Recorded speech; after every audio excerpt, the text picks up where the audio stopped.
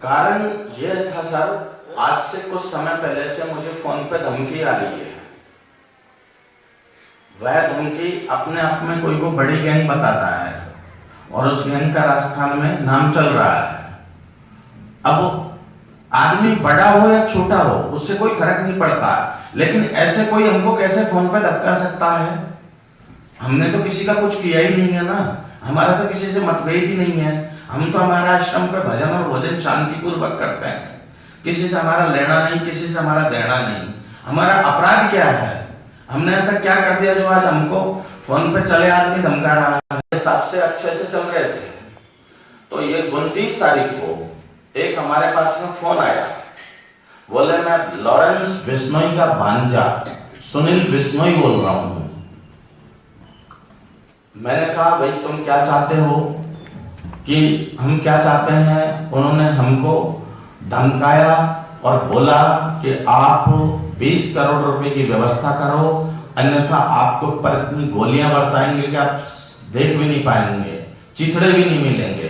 कई तरह की बात करी। उस बात को हम देखो, ऐसा उसी को होता है जो काठ का योद्धा होता है, जिसको भय नहीं होता। भय तो सबको होता है, मेरा नहीं तो मेरे साथ वालों के लिए तो नुकसानदायक है ना, वो मेरे चक्कर में किसी और को हो जाए। तो वो बात हमने, हमारा थाना पड़ता है खंडार, सवाई माधोपुर में डिस्ट्रिक्ट है हमारा, सवाई माधोपुर डिस्ट्रिक्ट खंडार तहसील में हमारा आश्रम है।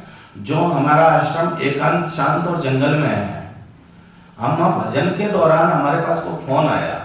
अब वो फोन आया तो हमने खंडार थाने में वो रिपोर्ट दर्ज करवाई। खंडार थाने वालों ने रिपोर्ट दर्ज करी। रिपोर्ट दर्ज करने के बाद में उन्होंने हमारे फोन में कोई फंक्शन डलवाया कि ये फंक्शन डालो, अब जो भी फोन आएगा वो रिकॉर्ड होगा। 30 को फिर पुनः फोन आया, लगभग 2 बजे के समथिंग।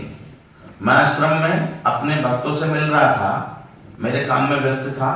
जब जैसे ही फोन आया तो मैंने मेरे शिष्यों को और इनको सबको बताया। ये सब लोगों ने उसकी रिकॉर्डिंग करी और रिकॉर्डिंग करके उसके पास सारे सामान रख दिए, मोबाइल वगैरह से उसकी वीडियो भी करी, ऑडियो भी करी। उसके बाद में वह रिकॉर्डिंग हमने खंडार थाने को पुनः जमा कराई। उसके बाद में हम वहां से चल करके, हमारे सभी लोगों ने हमको कहा कि महाराज जी ये सूचना आपको ऊपर तक देना चाहिए। हमने वहां पर माननीय पुलिस अधीक्षक एसपी साहब ने तत्काल प्रभाव से उसी समय हमारे साथ में एक गार्ड लगा दिया। लगाने के बाद में हम उसी दिन से इस चिंता में फिर रहे हैं, और इस चिंता के दौरान हमको उधर से उसने 15 दिन का अपना समय सीमा दे रखी है कि अगर 15 दिन में ऐसा नहीं हुआ तो हम ऐसा करेंगे ही।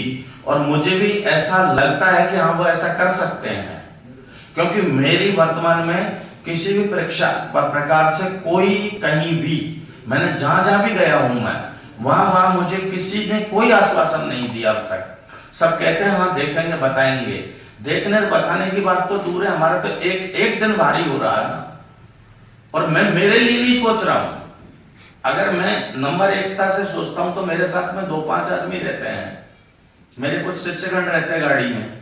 मान लो ये तो सब ग्रस्त बच्चे हैं, इनको किसी को गोली लग गई तो मेरे परिवार वालों को क्या जवाब दूंगा? महाराज जी वो ऑडियो आप सुनाएंगे? हाँ ऑडियो हमारे पास है जीव का, आपको हम दे देंगे जी। इसके बाद में हम फिर वहां से चल करके हमने प्रथम स्तंभ जो प्रशासन का होता वो अपनाया। प्रशासन ने जितनी मदद करी वो सराहनीय है हमारे लिए, ठीक है।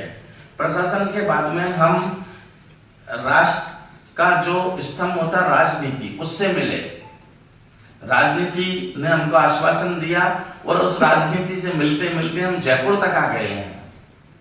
जयपुर आकर के हम यहाँ के मुखिया जी से मिले, मुख्यमंत्री से जी, मुखिया जी से मिले तो मुखिया जी ने भी यही आश्वासन दिया कि हम देखते हैं करते हैं, और हमारा एक दिन भारी हो रहा है। फिर हम तीसरे स्तंभ जो कोर्ट होता है उसमें एक अधिवक्ता से मिले। अधिवक्ता ने डायरेक्ट टाइम दिया 7 दिन बाद में बात करना। अब ये 7 दिन कैसे निकलेंगे, समस्या तो यह है। मुझे तो अभी लघुशंका जाने में ही डर है, और मुझे मेरा ही डर नहीं। चलो मेरे साथ ऐसा होगा, फिर होगा क्या? इसका मतलब तुम मिटाना ही चाहते हैं, लेकिन हमारा कोई सही जगह पर यूज लो, ऐसे इन लोगों के साथ में मत कर पाओ। कहीं उचित जगह पर यूज लो जो हमारा